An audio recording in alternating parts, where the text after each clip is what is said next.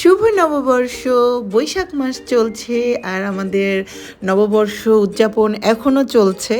আমরা যারা টরন্টোবাসী, কানাডাবাসী আমাদের জন্য মানে উইকেন্ড ছাড়া যে কোনো কিছুই সেলিব্রেশন করাটা একটু টাফ হয়ে যায়। তো যাই হোক, যেহেতু মানে বৈশাখ মাস চলছে, তো এখন পর্যন্ত আমরা বৈশাখ পালন করতে পারবো, তাই না? আর এই হচ্ছে আমাদের বৈশাখের সাজসজ্জা, যেগুলো কিনা খুবই স্পেশাল। প্রত্যেকটা কাগজ আমরা কেটে কেটে নিজেরা এই সুন্দর করে এই সাজুনি দিয়েছি।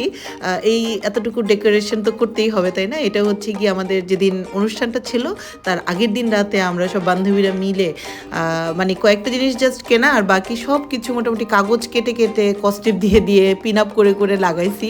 মানে এটার হচ্ছে কি অন্যরকম একটা মজা। আর এই বোর্ডটা আমি কিনে আনছিলাম এবং নিজের হাতে এই শুভ নববর্ষটা লিখছি অনেক দিন পরে। বাংলা লিখছি প্লাস আলপনা করছি, তো এটা আমার জন্য খুবই একটা স্পেশাল একটা ব্যাপার। অনেক দিন পরে, আগে আমি অনেক আলপনা করতে পারতাম।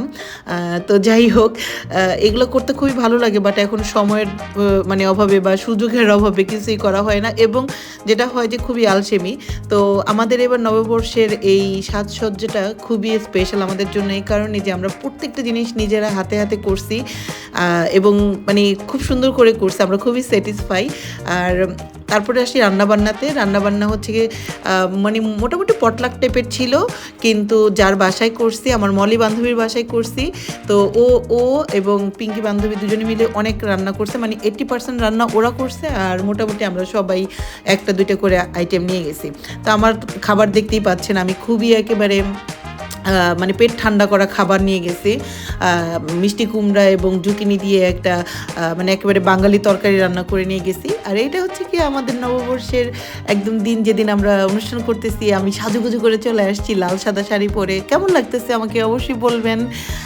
খুবই আমার এই সাজটা দিতে খুবই ভালো লাগে, মানে নববর্ষের এই লাল সাদা টাইপের সাজটা দিতে খুবই ভালো লাগে। সারা বছর কিন্তু আমরা লাল সাদাটা সাজি না, দেখা গেছে অন্য কিছুই, অনেক কিছুই সাজি, কিন্তু লাল সাদা করে এরকম করে সাজা হয় না। আর বিকেল বিকেল সবাই মিলে চলে আসছি এবং সবাই হাতে হাতে হাতে করে যে যা নিয়ে আসছে সেগুলো সাজাইছিলাম, মানে ডেকোরেশন করতেছিলাম। আমাদের মানে ঘরোয়া যে পার্টিগুলো বা ঘরোয়া যে মজাগুলো বা সেলিব্রেশনগুলো যাই বলেন না কেন, মানে এগুলো আমরা সবাই মিলে হাতে হাতে করি। দেখা গেছে সব খাবারই নিজেরা বানাচ্ছি বা নিজেরাই এগুলোকে প্রিপারেশন করতেছি। আমাদের সব খাবারই মোটামুটি মানে নিজেদের বানানো ছিল, একেবারে ঘরে বানানো। এই যে মিষ্টিটা আপু বানাই নিয়ে আসছে, যে আপুটা বানাইতেছে ওই সুন্দর করে ডেকোরেশন করতেছে। আর আমার তো মানে ডেকোরেশনের কোনো নাই, সারাক্ষণ আমি খালি ডেকোরেশনের পিছনেই লেগে আছি এরকম। তো যাই হোক, এটা একটা সবচেয়ে বড় আমাদের জন্য মানে ব্যাপার, যে না অনেক সুন্দর করে ছবি তুলতে হবে, ডেকোরেশন করতে হবে। আমরা কিন্তু এর ভিতরে অনেক গান বাজনাও করছি, কিন্তু ওগুলো দেওয়া যাবে না, দিলেই আমি কপিরাইট খাবো। তো যাই হোক, আমাদের মোটামুটি একটা টেবিল সাজানো হয়ে গেছে, যেটা কিনা বিকালের নাস্তার মতন ছিল। মেইন খাবারগুলো আস্তে আস্তে আসতেছে।